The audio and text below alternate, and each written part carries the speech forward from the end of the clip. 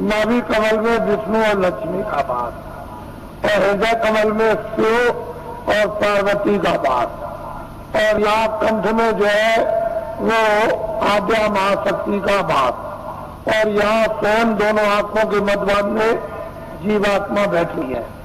लेकिन इन नीचे के कमलों में ऊपर की छाया है, उस छाया में छाया है, उस जीवात्मा के प्रकाश में उस ऊपर की छाया का यानी कमल के अंदर गणेश जी का दर्शन, ब्रह्मा और सावित्री का, और नाभि कमल में विष्णु और लक्ष्मी का, और हृदय में ब्रह्म शिव और पार्वती का, और कंठ में आद्या महाशक्ति का छाया के रूप में साक्षात्कार होता है। सही रूप नहीं, वो तो उनका रूप तो ऊपर सही है, लेकिन शरीर में कमलों में छाया पड़ी हुई है, और सूरज के जीवात्मा के प्रकाश में वो छाया दिखाई देती है। तो योगियों ने इस छाया का अनुभव कब किया? जब सतयुग त्रेता और द्वापर, जब शरीर में ताकत थी, अनुकूल साधन थे, गृहस्थ आश्रम परिवार अनुकूल था, खान पान पर पूरा निरंतर था, इंद्रियां उस समय पर दमन में थी, तब ये सब चीजें आपके लिए थी। लेकिन ये कलयुग में सब वर्जित कर दिया गया। ना गुदा चक्र का साधन, ना इंद्रिय द्वार का साधन, ना नाभि कमल का साधन, और ना मतलब हृदय का साधन, ना वो कंठ का। अब जीवात्मा जहां बैठी है, नीचे के साधन सब छोड़ दीजिए और यहीं से ऊपर चल देगा। अब ऊपर मंजिल 5 और नीचे मंजिल 5, जहां जीवात्मा बैठी है दोनों आंखों के मध्यभाग में, ये तो जीवात्मा का शरीर में हृदय है, तो नीचे 5 स्थान और ऊपर 5 स्थान। अब बेचारी नीचे फंसी हुई थी, इसको महात्मा प्रकाश को कमल से समेट कर ले आए और यहाँ इसका केंद्रित कर दिया, यानी चिंताओं करके यहाँ खड़ा कर दिया। अब इसको आगे ले चलना तो सैदल कमल, और इसके बाद में ये ईश्वर का धाम, और फिर ऊपर में दूसरा स्थान ब्रह्म धाम, तीसरा स्थान पारब्रह्म धाम, और चौथा स्थान महाकाल, और 5वां स्थान जो है वो सत्य। सूरत इस तरह से ऊपर से उतार कर और नीचे लाकर के डाल दी गई, दोनों गुआखियों के पीछे बैठाकर, और नीचे उतार दी गई जड़ता में। अब इसको होती नहीं, कब इसकी चेतनता बरामद होगी? ये गुना महापुरुषों के कोई काम ये कर ही नहीं सकता, और आपके कितने जीवन ऐसे चले बर्बाद हो गए। इसलिए आपको किसी को ऊपर का आघात नहीं होगा। ऊपर क्या होगा? जहां जीवात्मा बैठी है वो मध्य भाग में ऊपर दृष्टि में वो दिव्य दृष्टि, उसमें क्या हुआ है ये आपको कुछ पता नहीं। लेकिन जब साधक, जब प्यास लगती है, भूख लगती है, इच्छा जागती है, तब होती है, रोता भी है, जीता है, प्रार्थना भी करता है, जब वेद मिल जाता है तो स्वयं भी करता, और ध्यान भी करता है, तो मैं पढ़ता है और संसार से जीतता है, अपने काम से जीतता है। तो कभी कुछ ही दिनों में, महीनों में उसका काम बनना शुरू हो जाता है। क्योंकि महापुरुषों की जब दया समावेश और सहयोग जब उसको मिलने लगेगा तो जल्दी काम हो जाएगा, फिर देर नहीं लगेगी। इसलिए महापुरुषों की दया और उनका सहयोग, उनकी शक्ति का अवश्य ही लेना पड़ेगा, क्योंकि अपने पास तो कुछ है नहीं। जब उनसे कुछ लेंगे तभी काम होगा, बगैर उसके नहीं होगा। तो मैं ये काम तो मामूली समझता हूं, इस काम को तो कुछ नहीं समझता। बस केवल इतना ही है कि आप खड़े भर हो जाओ तो ये काम कुछ नहीं है। ये भौतिक काम, सांसारिक काम, गृहस्थी का काम, खेती का काम, दुकान का काम और दफ्तरों का काम, ये काम कुछ नहीं है। इसको तो आप करो निमित्त मात्र, इस पर भी एक पैर रखो, उस पर भी रखो। ये गृहस्थाश्रम है शरीर रक्षा का, तो एक नाव पर पैर रखो एक गृहस्थाश्रम की। ये बाल बच्चों के पालन पोषण और परिवार और समाज इसकी सेवा के लिए एक नौका ये और एक ये नौका है जीवात्मा को पार होने की, ये नौका है शरीर रक्षा की। तो जब महात्मा मिल जाए तो धीरे से दोनों पर पैर रखवा देते हैं, इस पर भी जमाए रहो, इस पर भी जमाए रहो, और दोनों का बैलेंस अभी बराबर रखो। अभी तो आपका एक पर है, एक ही पर है, तो उन्होंने कहा नहीं ये देखो नाव परमार्थ की, इस पर भी रख लो, ये स्वार्थ की नाव है, इस पर भी रखे रहो। इस पर तो धीरे धीरे अपने उपदेश के द्वारा और दया के द्वारा और शक्ति के द्वारा धीरे धीरे वो जो स्वार्थ की नाव है सांसारिक, उसका जरा सा पैर का हल्कापन और परमार्थ पर जरा बदल ला दिया, बस आपकी स्वाभाविक जरा होने लगी। इच्छा इन इच्छा नहीं अरुचि होने लगी, तो धीरे धीरे धीरे धीरे उस पर जमा होने लगा।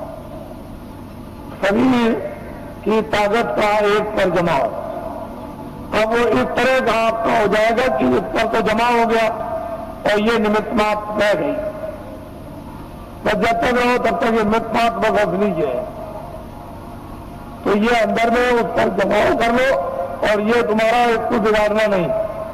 तो इसलिए हमने तो कोई ऐसा काम रखा नहीं है कि आपको गृहस्थाश्रम का कोई काम बंद करना है, कपड़े करो, खाना खाओ, खेती करो, दुकान करो, दफ्तर करो, बच्चों की सेवा करो, आए गए का सत्कार करो, और जो भी रस्म रवाज उसको भी करो, ये सब करो। हमने सब प्रकार रखे, किसी काम को बंद नहीं किया। और ये है परमात्मा। यहां बैठ करके आप इधर से अपने ध्यान को हटा दो, थोड़ा खेती से, दफ्तर से, दुकान से, बच्चों से, इनसे उनसे थोड़ा 2 मिनट, 5 मिनट, 10 मिनट के लिए यहां ला करके मन को, बुद्धि को, चित्त को इन्हीं जीवात्मा के साथ में इसको लगाकर और थोड़ा सा सहयोग, बस इतने में काम है। कुछ नहीं बिगड़ेगा, संसार बिल्कुल नहीं बिगड़ेगा और परमार्थ बनना।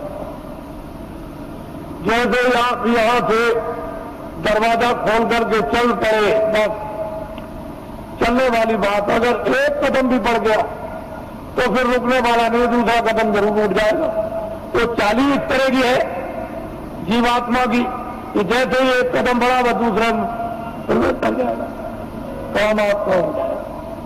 तो इसलिए आपको ये भेद है, अभी कुछ नहीं मालूम कि ऊपर क्या है, नीचे क्या है, ये कुछ नहीं है। साधक लोग क्या देखते हैं, क्या पाते हैं, क्या अनुभव करते हैं, क्या आनंद और शक्ति उनको मिलती है, अब ये तो बताने का आपको आदेश नहीं है। वैसे तो ये बता सकते हैं, लेकिन मैं ये नहीं चाहता हूं कि आपको बताकर साधकों का नुकसान हो जाए। साधक अपनी चीज भी रखे और आपको कुछ समझा बुझा भी दें, इनका कोई नुकसान ना हो, आपका फायदा हो जाए। असल में चीज यह है कि गोपनीय राज ये साधक नहीं बताते, न बताएंगे तो इनसे तो कुछ आपको मिलेगा नहीं, लेकिन जब घेर घार करके यहां ले आएंगे तो फिर यहां सब कुछ आपको मिल जाएगा। बस ये समझ लो कि आपके पक्के साथी है, ऐसा मत समझो ये किसी बुराई की तरफ ये ध्यान नहीं देते हैं, ये अच्छाई की तरफ ध्यान देते हैं। इनका लक्ष्य यह है कि बुराई छूट जाए और अच्छाई में प्रवेश हो जाए। वैसे तो बुराई को बुराई आप भी घर में मानते हो, उससे आप भी दूषित हो जाते हो कि ये बुरा है। आप थोड़ा बहुत इंतजार नहीं करोगे तो आपको जस और नाम और कीर्ति तो आपको कैसे मिलेगी, फिर उसमें आप भागीदार कैसे बनोगे। तो इंतजार तो थोड़ा करना है। परिवर्तन का जब इतिहास बनता है तो इंतजार के साथ इतिहास बनता है। वैसे तो रावण मार दिया जाता, मरवा दिया जाता, महाभारत कहीं भी किसी कोने में बैठ के करवा दिया जाता, लेकिन मतलब है कि इंतजारी के साथ इतिहास नहीं बनता। इतिहास तब बनता है इंतजारी के साथ, काम के साथ। काम जो है वो इंतजारी है और कोई मालूम नहीं। तो मैं नामदान दूंगा अब आपको, क्योंकि ये भी इच्छा लेकर आए हैं कि चलो आज जल्दी पहुंचे। कल ही आ गए थे, समय ज्यादा हो गया था, तो कल मैं नामदान रात को नहीं दे सका, इसलिए कई ये काम रात को करने थे, तो अब आप नामदान विधवत ले लीजिए। और ये संकल्प लेकर के यहां से जाइए कि चाहे मुझे 1 मिनट देना हो चाहे 2 मिनट। वैसे तो मैं आपसे 1 घंटे 24 घंटों में मांगता हूं कि 1 घंटे आप 24 घंटे में रिजर्व कर लो अपना सबके सब, और उसमें 2 मिनट शाम को, 2 मिनट दोपहर को, 5 मिनट इसका और 5 मिनट अब, और जब भी आपको समय मिल जाए तो पूरे सब दिन भर के मिनट मिलाकर 1 घंटा जोड़ लो, 23 घंटे तक का घर के गृहस्थी के सोना ये वो सब ये आप इसमें लगा दीजिए। 1 घंटे में ये काम आप भगवान का, आत्म जागृति का और भजन, और 23 घंटे। अब इससे और सप्ताह आपको क्या मिले। और फिर ये भी आपको बताया कि लेट के बैठ के खड़े हो गए कुर्सी पर, चारपाई पर, स्नान करो मत करो, जहां जिस समय मौका मिल जाए 2 मिनट उसकी मजदूरी मिल जाएगी, मेहनत की 4 मिनट 10-15 मिनट, तो आप नहीं कर सकोगे तो जम के खाओगे जूतियां।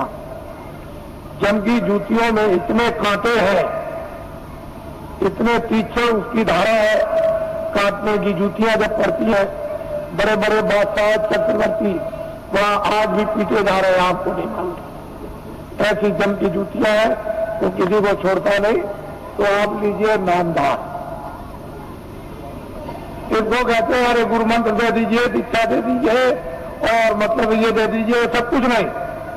कलयुग में नामदान, जीवात्मा दोनों आंखों के बीचों बीच में बैठी हुई उसका दान, वो क्या है? नाम दान, जीवात्मा का नाम दान, ये सर्वोपरि दान है, इससे बढ़ के कोई दान नहीं। तो नामदान लीजिए, और नामदान के साथ साथ में ये संकल्प बोलना है अपने मनी मन में, चिल्लाना नहीं कि हम अपनी बुराई दे देंगे। जो हमारे पाप है मन से, आंखों से, कान से जो अंदर जमा है वो हम सब अर्पण करते हैं। ये तो दीजिए दान, और अच्छी चीज दीजिए आप। 10 मिनट सुमरन में, 10 मिनट ध्यान में और आधा घंटा भजन में, 50 मिनट में 10 मिनट और रह गए अभी, तो आपको ये जानना चाहिए कि आप 1 घंटा दे तो ये काम सुलभ सीधा अभी हो जाए। अब कहीं भी कोई बंधन नहीं है किसी तरह का भी, लेकिन बंधन किस बात का है कि 24 घंटे में आपको समय देना, ये तो बंधन है, बाकी बंधन नहीं है। ये जरूर बंधन है कि नशीली वस्तु है आप सेवन मत करना, और जितना भी घी दूध फल और फ्रूट और अनाज है उसको दिन में 100 बार खाओ, लेकिन गंदी वस्तु खाना, ये ध्यान रखना। बाकी तुम दिन में 100 बार खाओ, हम मना करें तो आप खाओ।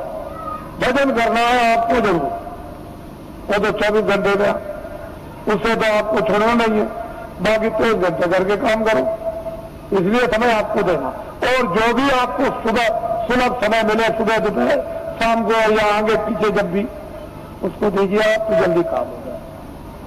तो यह है ये शक्ति का अपना दुर्भाव, यानी उतार ऊपर से युगे उगे समय समय पर होता आया, आज की नई बात नहीं है, ये जब जरूरत पड़ी तब हुआ। तो ये चीज आपको नामदान, अब टाट वालों को ये जिम्मेदारी दी गई है, जो पहले के नामदानी की इनको लिखा देंगे और इनको भजन बताएंगे, ध्यान बताएंगे, सुमरन बताएंगे। जब कभी आगे पीछे नाम को भूल जाए, रूप को भूल जाए, तो आपका कर्तव्य दायित्व है कि इनको बताएं, और आपका ये कर्तव्य है इनसे पूछ ले। लेकिन ऐसे व्यक्ति से मत पूछिएगा जो जानता ही नहीं, जिसको नामदान पता ही नहीं, उसे पूछने जो वो क्या बताएगा। और फिर अपनी गोपनीय जो अंदर की चीज है, जो आंख से देखो कान से सुनो, वो तो पाठ वाले को भी मत बताना। ये जो नाम याद कराएगा, भजन आपको बैठा के बताएगा और ध्यान बताएगा, सुमन सिखाएगा, उसको भी देखा सुना मत बताना, उससे भी छुपा लेना। जितना छुपा लोगे उतने अंदर प्रकट, उतने उतरेगा, उतना ही खजाना खुलेगा, उतना ही प्राप्त होगा। अरे तुम क्या है, बड़े बड़े बादशाह जब इस वस्तु को प्राप्त करते हैं तो राज और पूरी सल्तनत पर चक्रवर्ती राज पर लात मार देते हैं। ये कुछ नहीं है, और कहते हैं कुछ नहीं, राजा जनक लात मार दिया। वो कुछ नहीं समझते। बड़े बड़े इतिहास लिखे हुए हैं, ये तो कुछ और चीज है, ये कुछ नहीं है। वो चीज गृहस्थ आश्रम में यदि आपको प्राप्त हो तो इससे अच्छा और सुहाना समय कौन सा है। जो ये आपका स्थान है, आप साधना कार्यक्रम में भी आपका साथ में होगा गुरु पूर्णिमा जुलाई के बाद, तो आप उस समय जो आस पास के हो और जो इच्छुक जिज्ञासु होते हैं वो आते हैं। 1 हफ्ते का कार्यक्रम चलता है, उसमें खामियां, उसमें गलतियां, उसमें करना न करना, उसमें बढ़ना न बढ़ना, जानकारी उसमें प्राप्त हो जाती है, ताकि उनको और प्रोत्साहन और उन पर दया मिलती है और आगे बढ़ते हैं। इस तरह से कार्यक्रम चलता रहता। और मैं अभी जैसे 31 मार्च समाप्त होगा तो मैं अभी घोषणा करता हूं दौरे की। अब आप लोग अपना एक कार्यक्रम मनाएंगे। ये लोग कुछ मनाते चले आए, क्योंकि मैं 21 महीने, मैंने तो कभी कहा नहीं था, 21 महीने मुझे सरकार ने, यानी क्रोध में, मैंने तो कोई अपराध किया नहीं था, मैंने तो कोई आंदोलन, हड़ताल, तोड़फोड़, कोई अमानवीय काम हिंदू मुसलमान सिख ईसाइयों का, ये कोई जात पात का, ब्राह्मण क्षत्रिय वैश्य हरिजन, ये वो छोटे जो भी, और कोई मैंने तो कभी किया नहीं। मेरे यहाँ तो कोई झगड़ा है नहीं, लेकिन भविष्यवाणी जरूर करता था। उससे सरकार मुझसे नाराज, और उसमें इस नाराजगी में नेता लीडरों को तो पकड़ा ही, मुझे भी पकड़ लिया और पकड़ के जेल में बंद कर दिया। फिर मेरे ऊपर इतने बखेड़े लगा दिए, इतने झंझट लगाए उन्होंने, सामान लेने के, ये लेने के, जमीन लेने के, जानवर लेने के, इतने बखेड़े झंझट खड़े कर दिए कि अगर मेरी जगह पर बादशाह भी हो तो खत्म हो जाए। ऐसे झंझट डरने खड़े, छोटे मुकदमे नहीं है, मामूली मुकदमे नहीं लगाए, इतने झंझट मुकदमों पे लगा दिया। और मैं एक सामाजिक आदमी, जनहितों का काम करने वाला, मेरे ऊपर, जबकि मैं रात दिन चिल्लाता हूं मेरा कुछ नहीं है, ये सब जनता जनार्दन का सब कुछ है। जब मैं खुले मैदान में ये कहता हूं तो मेरी भावना ही वही है, तो और लिखा पढ़ी क्या हो सकती। लिखने पढ़ने वाले तो रोज बेईमानी करते, रोज लिखा पढ़ी का दस्तावेज बदल देते हैं और झूठ झूठ बोल जाते हैं। तो मेरी जबान दस्तावेजी है, तो मैं जनहितों का काम करता हूं, तो मेरे ऊपर सरकार ने इतने बखेड़े। और कल मैंने ये बात कही है कि ये सब बखेड़े न्यायालय में अब भी मौजूद है, लेकिन सरकार ने लखनऊ से नया फेक गजट निकाल दिया। जो दस्तावेज मैंने जमीनें खरीदी नाम की उनका, और इतना आंखों से देखते हो कि बना हुआ फेक गजट निकाल दिया कि जमीन एक्वायर की जाएगी। बताइए, तो आप पूरा मथुरा को गलत कर दीजिए कि सब ये कारखाना मथुरा सबको बना दिया जाएगा और यहाँ कारखाना बनाया जाएगा, सब मकान तोड़ दिए जाएंगे, मंदिर और मस्जिद सब तोड़ दी जाएगी और यहाँ कारखाना बनाएगा। गजट निकाल दीजिए, क्योंकि आपको तो गजट निकालने का पूरा राइट और अधिकार है, तो निकाल दीजिए। तो असली चीज ये है, इसको समझने की चीज है, इसको समझिए। तो मुझे जेल में बंद कर दिया और जेल में बंद करके मुझे इस योग छोड़ दिया था कि ये कभी भी नाम नहीं लेंगे। लेकिन मैं तो ईश्वर विश्वासी आदमी, मेरे पास ऐसे सेठ साहूकार भेजे गए कि तुम हवाई जहाज ले लो, रेत ले लो, ये जमीन क्या है, तुमको हजारों एकड़ तुमको जमीन दे दी जाए, एरोड्रोम बनवा दिया जाए। मेरे पास बड़े बड़े सेठ आए और उन्होंने कहा कि हम सब कुछ सेवा करने को तैयार है, हमें क्या करेंगे, कहेंगे जो आप जितना चाहे धन हम खर्च कर देंगे। तो मैंने कहा एक काम कीजिए कि अयोध्या में, मथुरा में और यहाँ और हरिद्वार में और नासिक में लूले लंगड़े अंधे बहरे ये तमाम रहते हैं बेचारे गरीब, जिनके पास कपड़ा और खाना नहीं है, तो मैं बताऊंगा कि कंबल, अनाज और रोटियां और ये दवाएं, ये सब तुम खेत में ला दो और चलो मेरे सामने बांटो। कहने लगे ये काम नहीं हो सकता, ये काम नहीं हो सकता। तो हमने भाई ये काम नहीं हो सकता, तो ये नहीं हो सकता क्यों कि राजद्वारे 7 जन, राजाओं के दरबार में 3 लोग जाया करते हैं, राजद्वारे 7 दिन 3 वक्त को जाए। साधु जो है 3 चीज को जाते हैं, क्या मान, क्या माया, क्या मीठा की चाह, या मीठा के लिए, मान के लिए, धन के लिए। तो इनमें से तीनों चीजें हमको कुछ नहीं चाहिए, न मीठा चाहिए, न मांस चाहिए और न माया चाहिए। अब बोलिए अब आप क्या चाहिए? तो लगे पकड़िए। तो मुझे लालच दी गई। मेरी जगह पर अगर कोई आदमी होता और तो बिल्कुल सराबोर हो जाता, लेकिन मैं तो एक सिद्धांतवादी छोटा मोटा आदमी, एक सेवक, मैं तो भगवान में विश्वास करने वाला। मैं तो जानता हूं कि जब ये किराए का मकान है, ये किराए का मकान है, तो क्या तुम संतुलन लेकर मकान लेकर क्या मैं ये जमीन लेकर जाऊंगा? अरे जो काम कर रहा हूं मानवता का और आत्मा का, जो हो जाए उसे मुझे कोई खरीदे। कोई हिंदुस्तान में माई का लाल ये पैदा नहीं हुआ जो अपने धन से बाबा जी को खरीद ले। तुम कभी ये धोखा मत खाना। बाबा जी चाहे तुम्हारे आदेश से आश्रम छोड़ करके चले जाए जो दलितों का है, लेकिन हिंदुस्तान में मुझे अपने पैसे से कोई खरीद नहीं सकता। इसको आप हमेशा ध्यान में रखिए। बाकी मैं सबकी सेवा करता हूं, सबके लिए कल्पना और प्रार्थना भगवान से सबके भलाई के लिए करता रहता हूं। कोई भी हो जब मानो, इसमें हिंदू मुसलमान की क्या बात, वो तो मैं करता ही रहूंगा। लेकिन कोई अगर चाहे कि मैं इस तरह से मैं खरीद लूं तो खरीद लूं।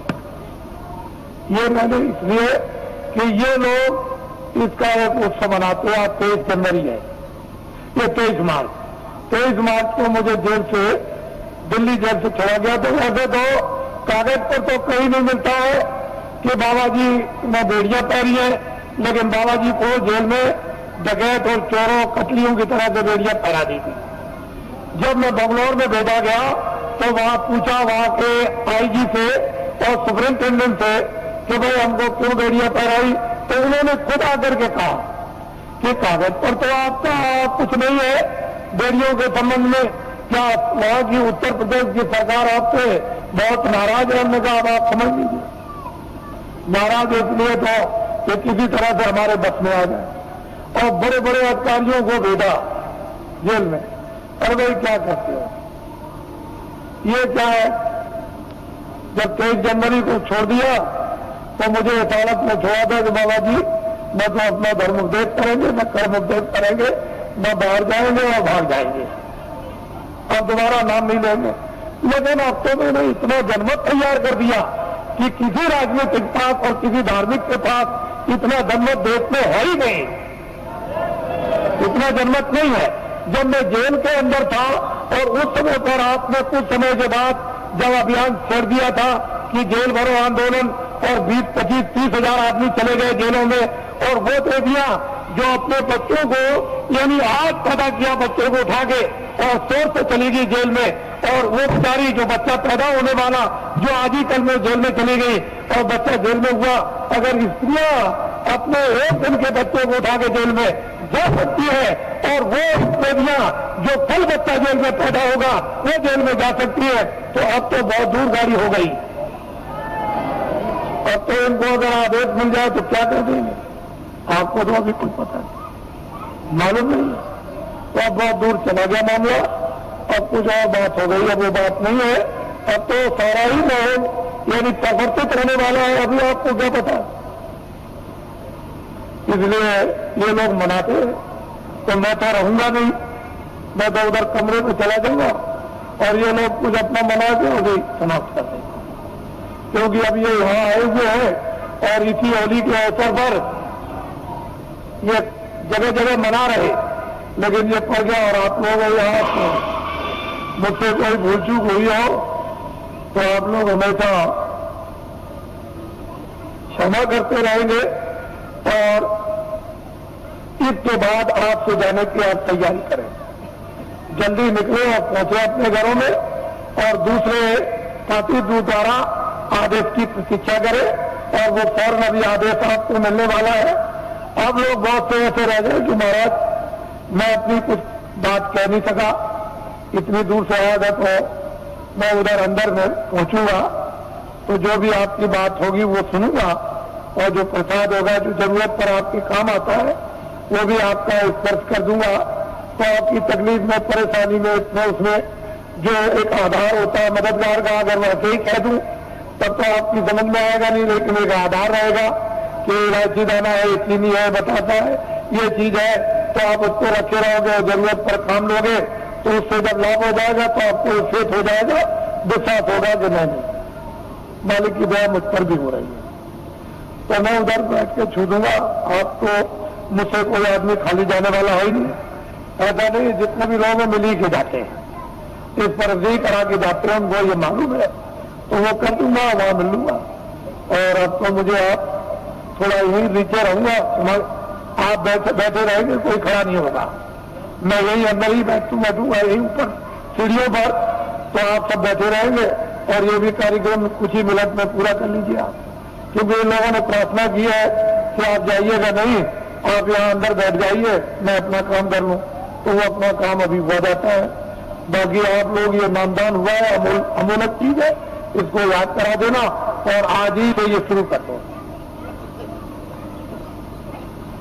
एक घड़ी आदि में पुनाद, तुलसी संगत आपकी हरे कोट अपराध, ये वस्तु ऐसी है आदि की, इसमें जरा भी ढील करनी नहीं करनी, न क्षणों की ढील करनी, ना एक मिनट की, इसको करना है। जय गुरुदेव, जय गुरुदेव, जय गुरुदेव। अगर आपको ये कह दे कि ये बुरा है तो वो जानता है इसलिए कहता बुरा, आप जानते हो तो आप कहते हो बुरा, तो बुराई है और अच्छाई है, इसलिए बुराई की तरफ ध्यान नहीं देते। ये तो चाहते हैं कि बुराई हट जाएगी, अच्छाई आएगी, ये लक्ष्य है। तो ये पक्के आपके साथी यानी दोस्त सहयोगी, इनको अपना समझना चाहिए और असली जगह पर पहुंचा दे, इससे बड़ा परोपकारी कौन हो सकता है। तो ये सब चीजें सामाजिक लेकर के चली जा रही है, इनसे अलग थलग आपको नहीं किया जा रहा। तो मैं आपकी जो व्यवस्था योजना है उसको पूरा बना करके तैयार कर चुका हूं और बस यह है कि जैसे ही अपनी जगह पर आप खड़े हो गए वैसे ही योजना आपके सामने रख दी जाएगी। और जब वो चक्र न्यू योजना के अंतर्गत जब आप प्रवेश हो जाओगे तो सारा का सारा गुण उसका ज्ञान और राज आपको समझ जाएगा, फिर उसके लिए कोई किसी को परेशानी नहीं होगी। अब यह है कि न जानने के कारण तो सारा संसारी शून्य, गृहस्थाश्रम बेकार है, काम बेकार है, और जान लिया तो गृहस्थाश्रम अपनी जगह, काम भी अपनी जगह हो जाएगी। तो हमने जो आपको बताया, क्योंकि आपको अभी आदेश दूंगा आपको अभी कि आपको मतलब ये जाना है, तो भूमि जोतक हितैषी काश्तकारों का तो देश में अभियान चल रहा, साथ ही साथ कर्मचारी और अधिकारियों का कार्यक्रम चल रहा, साथ ही साथ में सेठ साहूकार दुकानदार उद्योगपतियों का भी कार्यक्रम इसी के साथ साथ चल रहा, और साथ ही साथ यानी छात्रों का भी कार्यक्रम चल रहा। मैं तो ये समझता हूं कि इसमें सब आ जाएंगे, छात्रों में सबके छात्र आ गए, दुकानदारों में सब जातियों के दुकानदार और सेठ साहूकार उद्योगपति आ गए, और कर्मचारियों में सब दफ्तरों के यानी कर्मचारी सभी जातियों के आ गए, और भूमि जोतक हितैषी काश्तकारों में सब कौमों के भूमि जोतक और हितैषी काश्तकार आ गए। तो चारी जातियों का बंटवारा कर लीजिए।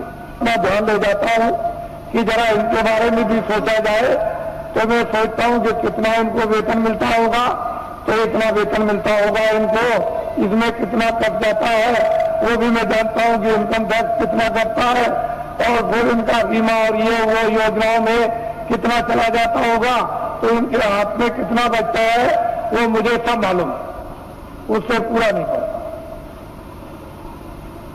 बिल्कुल पूरा नहीं पड़ता। जजों का सुप्रीम कोर्ट के पूरा नहीं, हाई कोर्ट के पूरा नहीं, डिस्ट्रिक्टों का पूरा नहीं, डीएम का पूरा नहीं, एसपी का पूरा नहीं, और इनका पूरा नहीं और उनका पूरा नहीं, तो छोटे कर्मचारियों का उनका तो बिल्कुल ही पूरा, क्योंकि महंगाई तो सब पर समान है और टैक्स भी सब पर समान है। तो असली बात यह है कि जो सरकार, जो राजा अपने मजदूरों पर टैक्स लगा दे, व्यवसाय पर, वो सबसे गिरा हुआ राजा, उससे गिरा हुआ कोई नहीं हो सकता। उसका ज्ञान खो गया, उसकी कला कौशल खो गई और उसकी योजना खत्म हो गई।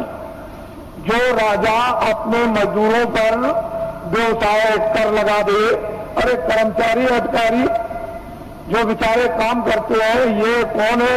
मजदूर 15 दिन 14 दिन की छुट्टी ले ले और छुट्टी साल की खत्म हो जाए, डॉक्टरी भी बीमारी की छुट्टी खत्म हो जाए, तो जब ये छुट्टी लेते हैं तो उनकी मजदूरी कट जाती है, यानी पे कट जाती है। तो ये सब लोग मजदूरी के लेके जोखिम में आते हैं। व्यवसाय का मतलब यह है कि 10 रुपए घाटा और 1 लाख रुपए मुनाफा, ये है व्यवसाय, ये है मजदूरी। व्यवसाय अलग है, मजदूरी अलग है। तो ये कहकर के अगर लगा दिया जाए कर्मचारी अधिकारियों पर कि ये है व्यवसाय तो ये मर जाएगी। तो मैं कभी कभी उन लोगों की तरफ ध्यान ले जाता हूं जहां पर कि 20 साल और 25 साल और मतलब सजाए मौत देते हैं और उनका उस वेतन में जब खर्चा नहीं पूरा होता है तो उनके घर में बच्चे और बच्चियां तो जज है 10 लाख दो, 20 लाख दो, ये सामान दो, ये सामान दो, खर्चा तो पूरा नहीं पड़ता, तो चिंता सवार रहती। और जब इसको घर की चिंता सवार बच्चे बच्ची की होगी तो न्यायालय में बैठ करके, यानी मतलब ये स्वच्छ है, यानी निर्बल बुद्धि से कैसे न्याय कर सकेंगे, क्योंकि वो परेशानी चिंता में गिरे हुए। तो मैं कभी कभी ये बात सोचा करता हूं कि जब उनका रिटायरमेंट आ जाता है और वो रिटायर हो जाते हैं और उस वेतन जो उनको पेंशन मिलेगी उसमें पूरा नहीं पड़ता, तो फिर ये क्या करते हैं किसी फैक्ट्री में, अगर जगह नहीं किसी फैक्ट्री में मिली और किसी जगह सेठ साहूकार के यहां नहीं मिली तो फिर न्यायालय में आते हैं और वकील की हैसियत से फिर काम करना शुरू कर देते हैं, तो कटघरे में खड़े होते हैं। और फिर इस तरह से वही जज जो हाईकोर्ट के थे या सुप्रीम कोर्ट के थे खड़े होकर कटघरे में मौकिल की तरफ से फिर सलाम करते हैं। तो ये राष्ट्र के संविधान का प्रजातंत्र पूर्ण रूप से अपमान, पूर्ण रूप से अपमान। इस पर आज तक कभी किसी ने विचार नहीं किया। ये भारतीय प्रजातंत्र का पूर्ण रूप से अपमान। ऐसे बड़े बड़े पदों की आपको मतलब यह है कि पूरी देखभाल रखना चाहिए कि ऐसे बड़े बड़े पद है और फिर आकर के वही व्यक्ति निम्न श्रेणी पर आकर कटघरे में गिर गया है और फिर सलाम करे, ये भारत के लिए शोभा है। तो मेरे पास इसकी भी योजना है, इसको आप ध्यान में रखिए और ये कभी न कभी लागू हो जाएगी। पूरी योजना है, कल लागू हो जाएगी। मैं इतना ही विश्वास आपको दिलाना चाहता हूं कि कर्मचारी अधिकारियों का काम हो जाएगा, मासिक वेतन इनका पूरा सुविधा इनको मिलेगी, टैक्स महंगाई कम हो जाएंगे और पूरी सुविधा मासिक वेतन बचेगा। छात्रों को काम नौकरी बिना ढूंढे हुए मिलेगी और भूमि जोतकों का सारा 40 सालों का सरकारी कर्जा में ब्याज के माफ हो जाएगा और सेठ साहूकारों का काला धन सबका 100 वर्षों के लिए सफेद करवा दिया जाएगा। कोई जुल्म और कोई टैक्स नहीं लगेगा, एक नए पैसे का, और सब लाइसेंस खत्म करवा दिए जाएंगे। आपको ये धन कहां से आएगा? मैं इतना ही आपको बताऊंगा कि भारत में धन की कोई कमी नहीं रहेगी। और आपको क्या चाहिए? धन की कोई कमी नहीं।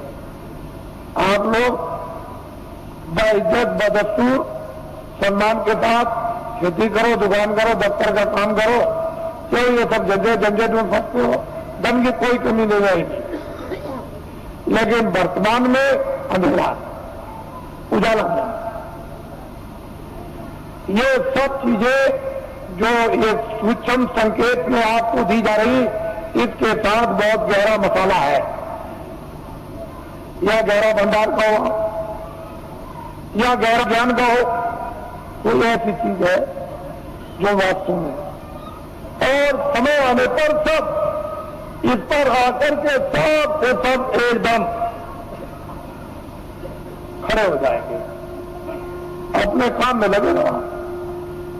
देखो ईश्वर का चमत्कार, अरे खुदा की खुदाइयत का करिश्मा, जरा देखो उसका इंतजार तो करना ही